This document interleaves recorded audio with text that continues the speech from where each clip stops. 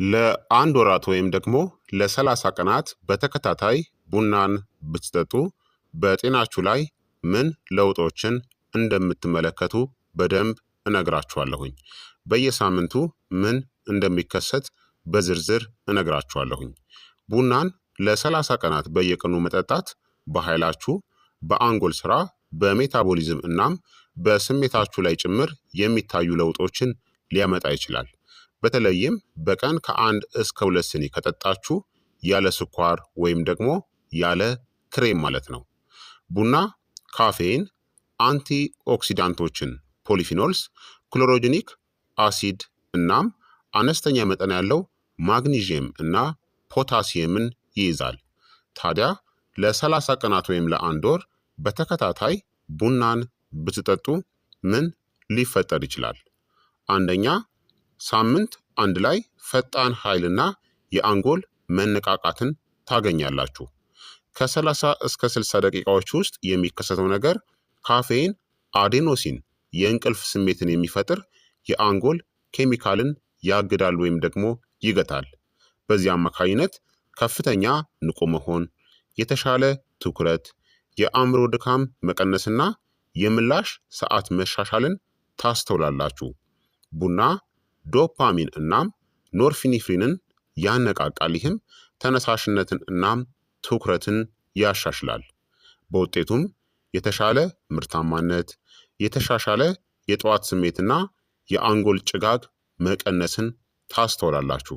ታዲያ ለቡና አዲስ ከሆናችሁ መንቀጥቀጥ፣ የልብ ምት መጨመር፣ ቀላል ጭንቀት፣ ዘግይታችሁ ከጠጣችሁ ደግሞ ለመተኛት መቸገር ሊከሰት ይችላል። እሱን ማወቅ ያስፈልጋል። ሁለተኛ ደግሞ ከ1 እስከ 2 ሳምንታት ውስጥ የሚፈጠረው ሜታቦሊዝም እናም ስብ የማቃጠል መጨመርን ታስተውላላችሁ። ካፌን የነርቭ ስርዓትን ያነቃቃል፣ እንዲሁም አድሬናሊንን ይጨምራል። ይህም የሜታቦሊዝም ፍጥነትን ማሳደግ፣ ከ3 እስከ 11% ስብ ማቃጠልን መጨመር፣ የስፖርት እንቅስቃሴ አፈጻጸምንም ያሻሽላል። ከአካል ብቃት እንቅስቃሴ በፊት ቡናን ከጠጣችሁ ከባድ ክብደት የማንሳት አቅምን ታገኛላችሁ። ለረጅም ጊዜ የአካል ብቃት እንቅስቃሴም ልታደርጉ ትችላላችሁ።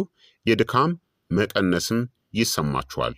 ነገር ግን ስኳር ወይም ደግሞ ክሬምን መጨመር ብዙዎቹን የሜታቦሊዝም ጥቅሞቹን ያስቀራል ማለት ነው። ሶስተኛ፣ ከ2 እስከ 3 ሳምንታት ውስጥ የአንጎል መላመድና መቻቻልን ታስተውላላችሁ። አንጎላችሁ ከካፌን ጋር መላመድ ይጀምራል። የምታስተውሉትም ጠንካራ የሆነ መነቃቃት፣ የበለጠ የተረጋጋ ኃይል እናም የመንቀጥቀጥ ስሜት መቀነስን ታስተውላላችሁ። ሆኖም ታዲያ አንድ ቀን ግን ካመለጣችሁ ራስ ምታት፣ ድካም፣ መነጫነጭ ይሰማችኋል። ይህ ቀላል የካፌን ጥገኝነት ነው። የተለመደ ቢሆንም ልትቆጣጠሩት የምትችሉት ነው። አራተኛ፣ ከ2 እስከ 4 ሳምንታት ውስጥ የልብና የደም ዝውውር ውጤቶችን ትመለከታላችሁ። ለአጭር ጊዜ ቡና ለጥቂት ሰዓታት የደም ግፊትን በትንሹ ሊጨምር ይችላል፣ ልክ እንደጠጣችሁ ማለት ነው። ለረጅም ጊዜ ደግሞ መካከለኛ መጠን ሲወሰድ ጥናቶችም እንደሚያሳዩት መካከለኛ የቡና አወሳሰድ የልብ ጤናን ሊደግፍ ይችላል። መደበኛ መካከለኛ አወሳሰድ በብዙ ሰዎች ዘንድ ከልብ በሽታ ተጋላጭነት መቀነስ ጋር ተያይዘዋል። ታዲያ ቀድሞውኑ ቁጥጥር ያልተደረገበት ከፍተኛ የደም ግፊት ካለባችሁ ግን ምላሽን ተከታተሉ። አምስተኛ፣ የደም ስኳርና የኢንሱሊን ሴንሲቲቪቲ ላይ ለውጥ ታያላችሁ። ቡና እነዚህን ሊያደርጉ የሚችሉ ክሎሮጂኒክ አሲዶችን ይዟል። የኢንሱሊን ሴንሲቲቪቲን ለማሻሻል ለአይነት 2 የስኳር በሽታ ተጋላጭነትንም ይቀንሳል። የረጅም ጊዜ ትስስር ነው።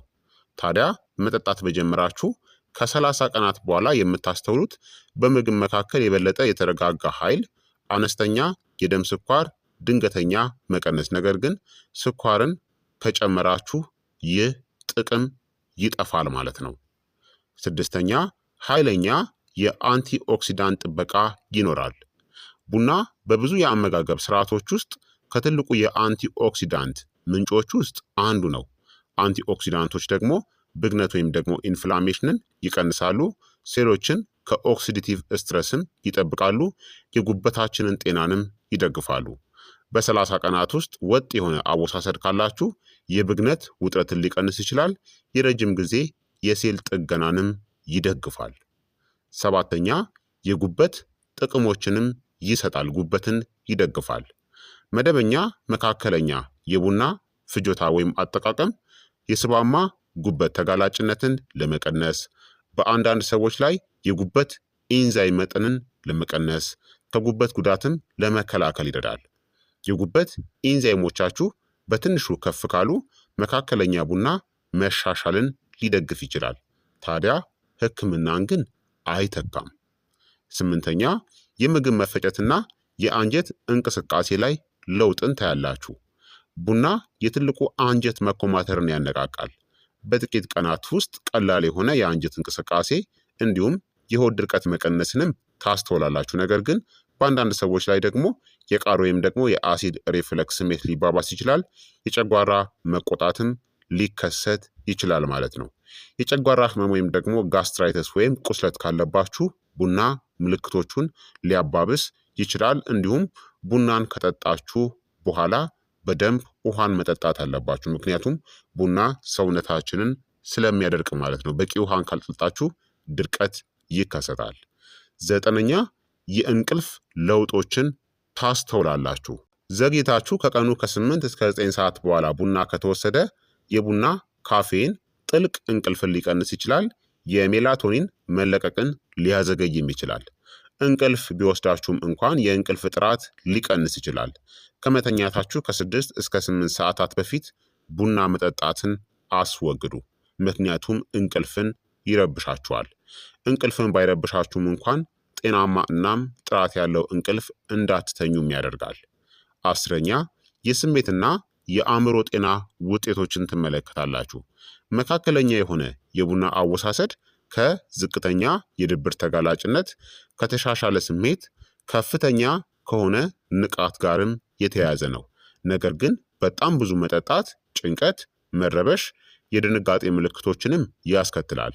ስሜታዊ የሆኑ ግለሰቦች አወሳሰዳቸውን መመጠን ይኖርባቸዋል። 11ኛ ከ30 ቀናት በኋላ የክብደት ለውጦችንም ትመለከታላችሁ። ጥቁር ቡናን ያለ ስኳር የምትጠጡ ከሆነ የምግብ ፍላጎትን በትንሹ ሊቀንስ ይችላል። ስብ ማቃጠልንም ሊያሻሽል ይችላል። መክሰስ መብላትንም ሊቀንስ ይችላል። ስለዚህ ስኳርና ክሬም ግን መጨመር የለባችሁም። ስኳርና ክሬምን ከጨመራችሁ ክብደት መጨመር ይከሰታል። ጥቁር ቡና ራሱ ምንም አይነት ካሎሪ የለውም። ስለዚህ እነዚህን ውጤትን ትመለከታላችሁ። ታዲያ በጣም ብዙ ቡና ብትጠጡ ምን እንደሚከሰት ልንገራችሁ። በቀን ከ3 እስከ 4 ስኒ በላይ የምትጠጡ ከሆነ ጭንቀት፣ እንቅልፍ ማጣት፣ የልብ ምት መዛባት፣ የምግብ መፈጨት መቆጣትና በቡና ላይ ጥገኝነት ይኖራችኋል። ብዙ መጠጣት የተሻለ ማለት አይደለም። በቀን 1 ስኒ ብቻም ከጠጣችሁ በቂ ነው። ታዲያ ተስማሚ የሆነ የቀን መጠን ለአብዛኛዎቹ ጤናማ አዋቂዎች በቀን ከ1 እስከ 2 ስኒ እስከ 400 ሚሊግራም ካፌን በአጠቃላይ ደህንነቱ የተጠበቀ ነው። ምርጥ ጊዜ ደግሞ ጠዋትና ከሰዓት መጀመሪያ ላይ ጠጡ። ማታ መጠጣትን አስወግዱ፣ እንቅልፋችሁን ያውከዋል። ምን አይነት ሰዎች ደግሞ ጥንቃቄ ማድረግ አለባቸው? ከባድ ጭንቀት ካለባችሁ፣ የድንጋጤ መታወክ ካለ፣ የቃር ወይም የጨጓራ ቁስለት ካለባችሁ፣ ቁጥጥር ያልተደረገበት ከፍተኛ የደም ግፊት ካለባችሁ፣ እርግዝና ላይ ከሆናችሁ ካፌንን ገድቡ። እንዲሁም የልብ ምት መዛባት ካለባችሁ ጥንቃቄን አድርጉ። ቡና መጠጣት በጀመራችሁ ከ30 ቀናት በኋላ በመጠኑ ከተወሰደ የተሻለ ትኩረት፣ የተሻሻለ ኃይል፣ መጠነኛ የሜታቦሊዝም ማነቃቂያ፣ የተሻሻለ የስፖርት አፈጻጸም፣ የጉበት ድጋፍ፣ የተሻለ የአንጀት እንቅስቃሴና የብግነት መጠን ይቀንሳል። ግን ደግሞ ሊከሰቱ የሚችሉ ነገሮችም አሉ። ቀላል የሆነ ጥገኝነት፣ የእንቅልፍ መዛባት ጊዜው ካልተጠበቀ እናም ጭንቀትን ሊያስከትል ይችላል ስሜታዊ ከሆናችሁ። ጥቅሞቹን ታዲያ ለማሳደግ ቡና ስትጠጡ ስኳርን አስወግዱ። ከሰዓት በኋላ መጀመሪያ ላይ ቡና መጠጣትን አቁሙ። በቂ ውሃን በደንብ ጠጡ። ከ1 እስከ 2 ስኒ በቂ ነው። ከዛ በላይ አትጠቀሙ። ከተቻለ በሳምንት ከ1 እስከ 2 ቀናት ካፌን የሌለባቸው ቀናትን አሳልፉ። ስለዚህ ክቡራትና ክቡራን ተመልካቾቼ የዛሬው የጤና ትምህርቴ ይህንን ይመስል ነበረ። ለ30 ቀናት ወይም ደግሞ ለአንድ ወራት ያክል ቡናን ብትጠቀሙ በጤናችሁ ላይ ምን ሊፈጠር እንደሚችል በዚህ ቪዲዮ ላይ ነግሬያችኋለሁ ማለት ነው። ይህ የጤና ትምህርት ታዲያ ለበርካታ ሰዎች እንዲደርስ ሁላችሁም በቅንነት ላይክና ሼር ማድረጋችሁን በፍጹም አትዘንጉ። ጥያቄያችሁን በኮመንት ላይ አስፍሩልኝ። በቀጣይ የጤና ትምህርት እስከምንገናኝ እኔንም እናንተንም ቸር ያቆየን። መልካም ጊዜ፣ መልካም ቆይታ። ቻው ቻው።